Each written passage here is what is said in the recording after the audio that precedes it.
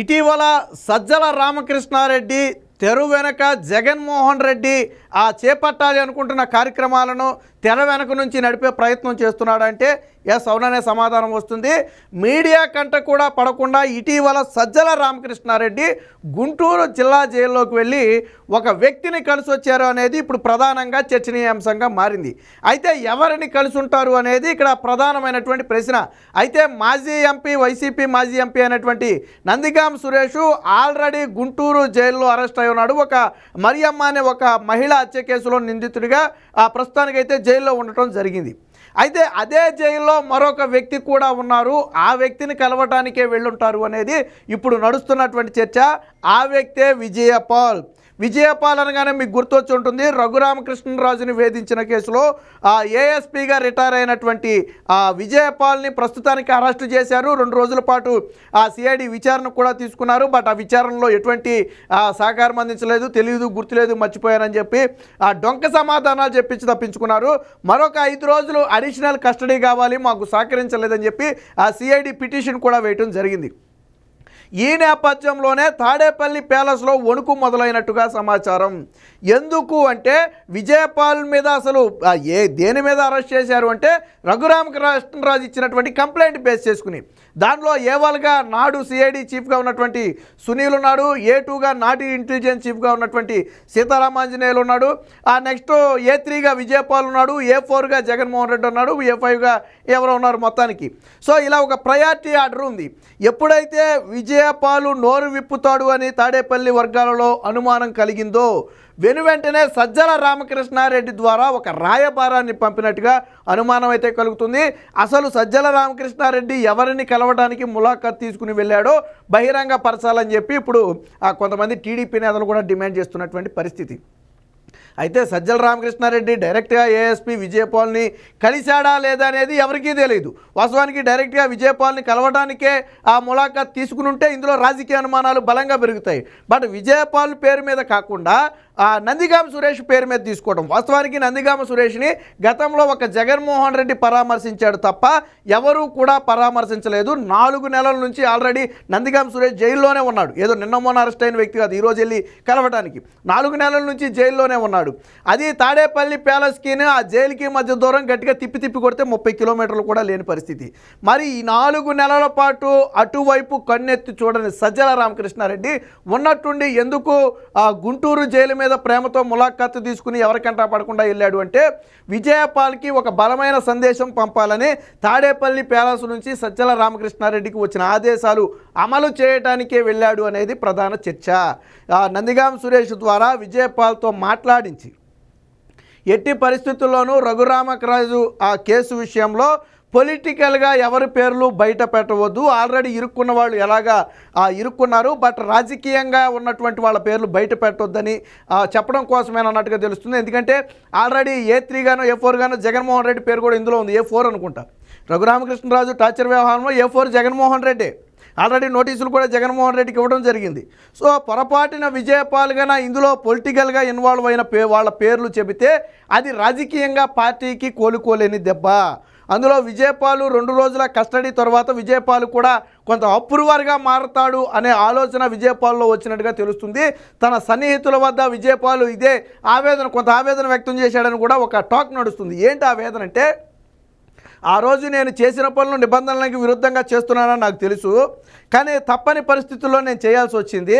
కానీ ఈరోజు నేను అరెస్ట్ అయ్యి కేసులు ఎదుర్కొంటుంటే కనీస సహాయం అందించడానికి కూడా ఏ వైసీపీ నేత ముందుకు రాలేదు. ఆ రోజు వాళ్ళు చెప్పబట్టే కదా నేను చేశాను, లేకపోతే రఘురామకృష్ణరాజుతో నాకేంటి వ్యక్తిగత వైరం, నాకేం సంబంధం లేదు కదా ఆయనతో. నేను ఒక అధికారిని, ఆయన ఒక పొలిటీషియను, నాకు ఆయనకి ఏం ఇది ఉంటుంది. మీరు చెప్పారు కాబట్టి, అంటే కొంతమంది వైసీపీ నేతలు చెప్పారు కాబట్టే నేను చేశాను. కానీ ఈరోజు నేను జైలుకి వస్తే కనీసం నన్ను దేకేవాళ్ళు లేడు, నా కుటుంబాన్ని పట్టించుకునేవాళ్ళు లేడు, లీగల్గా నాకు సహాయం చేస్తాననేవాళ్ళు లేడు. సో ఆ రోజు చేసిన దానికి ఈరోజు తప్పయింది, పశ్చాత్తాపడుతున్నట్టుగా కొంత ఆవేదన అయితే తన సన్నిహితుల వద్ద వ్యక్తం చేసినట్టు తెలిసింది. ఎప్పుడైతే ఈ సమాచారం తాడేపల్లి వర్గాలకు చేరిందో పొరపాటున 5 రోజుల కస్టడీకి గాన మళ్ళీ సిఐడికి కోర్టు గాన సిఐడికి ఇస్తే ఖచ్చితంగా రఘురామకృష్ణరాజు వ్యవహారంలో జరిగింది ఉన్నట్టుగా పోసగుచ్చి చెప్పే అవకాశం ఉందనే ఒక భయంతోనే నోరు మెదపొద్దని చెప్పడానికి వెళ్ళినట్టుగా ఉంది. దీనికి అంటే వైసీపీ పార్టీ ఎప్పుడైనా ఒక వ్యక్తిని కొలుస్తుందంటే దానికి ప్రధానంగా ఎక్కడో చోట సింక్ ఉంటుంది. మీకు గతంలో కూడా నందిగామ సురేష్ అరెస్ట్ అయిన వెంటనే జగన్మోహన్ రెడ్డి కలవలేదు. కానీ ఎప్పుడైతే ఆ పెగాసం బ్యారేజీని కూల్చడానికి బోట్లతో ఢీ కొట్టారు, ఆ బోట్లతో ఢీ కొట్టిన బోట్లన్నీ కూడా నందిగామ సురేష్కు చెందిన బోట్లు అని ఎప్పుడైతే వార్త వచ్చిందో జగన్మోహన్ రెడ్డి బెంగళూరు వెళ్ళిపోయి మన్నాడే తిరిగి వచ్చి నందిగామ సురేష్ని కలిసి వెళ్ళాడు. వాస్తవానికి అప్పటికే నందిగామ సురేష్ అరెస్ట్ అయ్యి జైల్లో ఉన్నాడు. వారం 10 రోజులు అయి ఉంటుంది అప్పటికే అరెస్ట్ అయ్యి. జగన్మోహన్ రెడ్డి వెళతా పరామర్శించి బెంగళూరు వెళ్ళొచ్చు. కానీ బోట్ల వ్యవహారం బయటకు వచ్చి ప్రభుత్వం దీని మీద విచారణ చేస్తున్నామని చెప్పగానే జగన్మోహన్ రెడ్డి బెంగళూరు నుంచి పరుగున వచ్చి నందిగామ సురేష్ని కలిశాడు. మరి ఎందుకు బెంగళూరు కలవకుండా వెళ్ళిపోయాడు, మళ్ళీ తిరిగి వచ్చి ఎందుకు కలిశాడు? అప్పటికే అరెస్ట్ అయ్యి చాలా రోజులైంది. ఇప్పుడు కూడా చూడండి, కరెక్ట్గా విజయపాల్ అప్రూవర్గా మారతాడు, ఆ విజయపాల్ కొంత మనోవేదనకు గురవుతున్నాడు అనే సమాచారం వచ్చిన వెంటనే మళ్ళీ నందిగామ సురేష్ని కలవడానికి మనిషి వెళ్ళిపోతాడు. వాళ్ళకి కలిసి వచ్చింది ఏంటంటే ఇద్దరు ఒకే జైల్లో ఉండటం అనేది ఈరోజు వాళ్ళకి కలిసి వచ్చినటువంటి అంశం గుంటూరు జిల్లా జైల్లో. దీని మీద రాజకీయ వర్గాల్లో అయితే తీవ్ర చర్చ నడుస్తుంది. వీటన్నిటికీ ఎందుకు అనుమానాలు బలపడుతున్నాయి అంటే ఇప్పుడు జగన్మోహన్ రెడ్డి ఉన్నాడు, ఓపెన్గానే కలిశాడు, అంటే జగన్మోహన్ రెడ్డి వెళ్తాడని తెలుసు, కలిశాడు, మీడియాతో మాట్లాడాడు, బాగానే ఉంది. కానీ సజ్జల రామకృష్ణారెడ్డి గుట్టు చప్పుడు కాకుండా మూడో కంటికి తెలియకుండా ములాఖాతు తీసుకోవటం, ఆ టయానికి వెళ్ళటం, కలవటం, మాట్లాడటం, తిరిగి వచ్చేయడం కూడా జరిగింది. కానీ ఇక్కడ $1000 ప్రశ్న ఏంటంటే ఎవరి పేరు మీద ములాఖాతు తీసుకున్నారు? విజయపాల్ పేరు మీద తీసుకున్నారా, లేదా నందిగామ సురేష్ పేరు మీద తీసుకున్నారా? నందిగామ సురేష్ పేరు మీద కనుక తీసుకుంటే నందిగామ సురేష్ ద్వారా అక్కడే ఉన్నటువంటి విజయపాల్కి సమాచారం పంపడం వీళ్ళ ప్రధాన ఉద్దేశమై ఉండొచ్చు. ఇప్పుడు దీని మీద ఆల్రెడీ సోషల్ మీడియాలో కానివ్వండి దీని మీద తీవ్ర స్థాయిలో కథనాలు వస్తున్నా సజ్జల రామకృష్ణారెడ్డి నోరు మీద మీకు గతంలో సకల శాఖ మంత్రి అని ఆయనకి బిరుదు ఎందుకు వచ్చింది?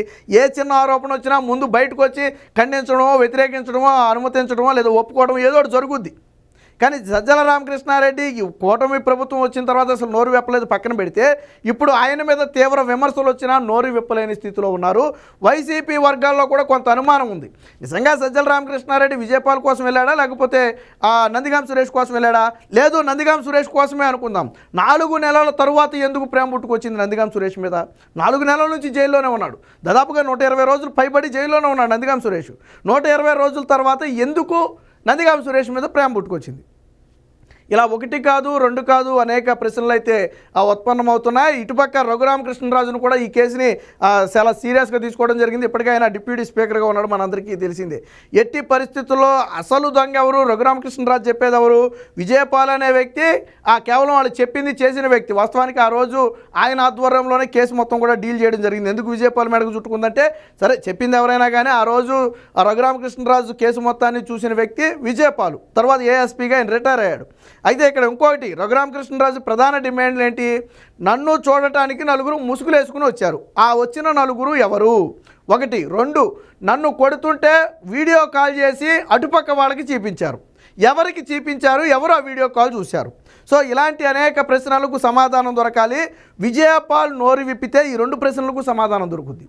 ఆ రోజు దీనికి సంబంధించి 4 వచ్చారు అనడానికి ఆ రోజు ఎవరైతే అక్కడ సెక్యూరిటీ వద్ద ఉండి మొత్తం రికార్డ్ నోట్ చేసుకుంటారో సెక్యూరిటీ గార్డులు కూడా ఏం చెప్పారు? 4 వచ్చిన మాట వాస్తవేనండి అని చెప్పారు. బట్ వాళ్ళని అందులో ఎంట్రీ చేయొద్దని వాళ్ళే చెప్పారని కూడా చెప్పాడు. 4 అయితే వచ్చారు, బట్ ఎంట్రీలో వాళ్ళ పేర్లు కానీ డీటెయిల్స్ కానీ రాయొద్దని చెప్పారు. వెళ్ళారు, కొంతసేపు ఉన్నారు, వచ్చేసారు, నాకు అంతవరకే తెలుసు అని సెక్యూరిటీ గార్డు కూడా చెప్పాడు. అంటే 4 లోనికి వెళ్ళిన మాట వాస్తవమే. మరి మాస్కులు వేసుకుని రఘురామకృష్ణరాజును కొడుతున్న సమయంలో వెళ్లాల్సిన అవసరం ఎవరికి ఉంది? ఎవరున్నారు అందులో? కొమ్మది సజ్జల రామకృష్ణారెడ్డి ఏమైనా ఉన్నాడు ఆ 4లో? ఏమో ఎవరికి తెలుసు. తీసుకెళ్ళిన వ్యక్తి అయితే సునీల్ తీసుకెళ్ళాడు లోనికి, కానీ వెళ్ళింది ఎవరనేది ఎప్పటికీ తెలియని ప్రశ్న. రెండోది, వీడియో కాల్ ఎవరు చూశారు? ఆ రోజు రఘురామకృష్ణరాజు మొదటి నుంచి ప్రధానంగా చేస్తున్న ఆరోపణ ఒకటే, నన్ను కొడుతున్నప్పుడు జగన్మోహన్ రెడ్డి చూశాడు, జగన్మోహన్ రెడ్డికి వీళ్ళు వీడియో కాల్ చేసి చూపించారు అనేది రఘురామకృష్ణరాజు చేస్తున్న ఆరోపణ. అయితే అది జగనా కాదా అనేది పోలీసులు తేల్చాలి. అసలు వీడియో కాల్ చేయడం అనేది తప్పు, ఇంట్రాగేషన్లోకి ఇతర వ్యక్తులు వెళ్ళటం అనేది ఇంకా తప్పు. కాబట్టి ఇలాంటి అనేక ప్రశ్నలకు విజయపాల్ నోరు విప్పితే సమాధానం దొరికే అవకాశం ఉంది. ఒకవేళ పొరపాటున వచ్చిన వ్యక్తులు పొలిటీషియన్స్ ఉన్నారని తెలిసినా, లేదా వీడియో కాల్ ఒక పొలిటీషియన్కే చేసి చూపించారు అని తెలిసినా అది రాజకీయంగా తీవ్ర దుమారం రేపుతుంది. వైసీపీ పార్టీని ఉక్కిరి బిక్కిరి చేస్తుంది. రాజకీయంగా ఒక రకంగా వాళ్ళ పతనానికి పునాదిగా మారే అవకాశం ఉంది. ఎందుకంటే ఇలాంటి సైకో చర్యలను ప్రజలు కూడా యాక్సెప్ట్ చేయరు. కాబట్టే ముందు జాగ్రత్తలో భాగంగా అది వాళ్ళ మెడకు చుట్టుకోకుండా ఉండటం కోసం, ప్రజల్లో అబాసుపాలు కాకుండా ఉండటం కోసమే, ఈ మొత్తాన్ని నీరుగార్చడం కోసం, విజయపాల్ నోరు వెప్పొద్దని చెప్పడం కోసమే సజ్జల రామకృష్ణారెడ్డి గుంటూరు జిల్లా జైలుకి ఎవరికి మూడో కంటికి తెలియకుండా వెళ్ళాడు అనేది ప్రధానంగా నడుస్తున్నటువంటి వార్తన. అనేక మీడియాలో ఈ కథనాలు వస్తున్నప్పటికీ అటు వైసీపీ వర్గాలు కానివ్వండి, ఇటు సజ్జల రామకృష్ణారెడ్డి కానివ్వండి, ఇంతవరకు దీని మీద నోరు మెరపలేదు. అది వాస్తవమని కానీ అవాస్తవమని కానీ, నేను వెళ్ళానని కానీ వెళ్ళలేదని కానీ, అంటే ఒకవేళ నేను వెళ్ళలేదని కూడా ఖండించవచ్చు, కానీ అలా కూడా ఖండించట్లా. ఒకవేళ నేను వెళ్ళలేదు అంటే ప్రభుత్వం ములాఖత్ రికార్డులు బయటకు తీయొచ్చు. ఒకవేళ నేను వెళ్ళాను అంటే ఎందుకు వెళ్ళా, ఎవరిని కలవడానికి వెళ్ళావు అనే దానికి సమాధానం చెప్పాలి. పోనీ నేను నందిగామ సురేష్ కోసం వెళ్ళానంటే 4 నెలల తర్వాత ఎందుకు వెళ్ళాడు అనే దానికి సమాధానం చెప్పాలి. ఇలా 1 కాదు 2 కాదు అనేక ప్రశ్నలు వస్తాయి. కాబట్టి గప్చిప్గా ఎవరు నోరు విప్పటం లేదనేది ప్రధానంగా రాజకీయ వర్గాల్లో నడుస్తున్న చర్చ. ఏది ఏమైనా రఘురామకృష్ణరాజు టార్చర్ కేసులో విజయపాల్ అప్రూవర్గా మారతాడు అనే ఒక ప్రధాన సమాచారం తాడేపల్లి వర్గాలకు చేరింది. కాబట్టి జగన్మోహన్ రెడ్డి సజ్జల రామకృష్ణారెడ్డిని దూతగా పంపాడు. అక్కడే ఉన్నటువంటి నందిగామ సురేష్ ద్వారా విజయపాల్ నోరు విప్పకుండా చేయించే ప్రయత్నం, అది బెదిరింపు కావచ్చు లేదా బ్రతిమాలటం కావచ్చు. ఇందులో కూడా 2 రకాలు ఉంటాయి. నువ్వేం నోరు ఒప్పుకుని నీకు ఏదైనా కాదు మేము చూసుకుంటాం, మీ ఫ్యామిలీని మేము చూసుకుంటాం, మీకు లీగల్గా మేము ఏదో సహాయం చేస్తాం, నీకేం ఇబ్బంది లేదని చెప్పటం ఒక టైపు. నువ్వు నోరు విప్పానంటే నీ అంతు చూస్తానో లేదా నీ ఫ్యామిలీ అంతు చూస్తానో బెదిరించడం మరో టైపు. సో ఇంతకీ ఏ రకమైనటువంటి పందాన్ని ఎంచుకున్నారు అనేది అది తర్వాతే తెలియాలి. ఇదే సేమ్ సీను సంబంధం లేకపోయినా ఇంకో కేసులో కూడా జరిగింది. ఎక్కడ జగన్మోహన్ రెడ్డి బాబాయి హత్య కేసులో అదేవిధంగా దస్తగిరి చెప్పాడు, కొంతమంది క్యాంపు పేరుతో హాస్పిటల్లోకి వచ్చి నన్ను బలవంతంగా బహిరంగంగానే బెదిరించారు, నీ అంతు చూస్తాను, నీ కుటుంబం అంతు చూస్తాను, నువ్వు నోరు విప్తేనని బహిరంగంగానే బెదిరించారని చెప్పి దస్తగిరి కూడా చెప్పడం జరిగింది. సో దానికి దీనికి సింక్ అయ్యే అవకాశం కూడా ఉంది. ఎందుకంటే అది వైసీపీ నైజం. అక్కడ దస్తగిరి ఖచ్చితంగా వైసీపీ నేతల పేర్లే చెప్పాడు, ఇక్కడ వైసీపీ అదే నైజాన్ని బయటపెట్టిందనే అనుమానాలు కూడా ఉన్నాయి. ఏది ఏమైనా మొత్తంగా రహస్యంగా సజ్జల రామకృష్ణారెడ్డి నందిగామ సురేష్ను కలిశాడు అనే వార్త ఇప్పుడు రాజకీయ వర్గాల్లో హాట్ టాపిక్గా మారింది. Please subscribe to Leo news for more videos.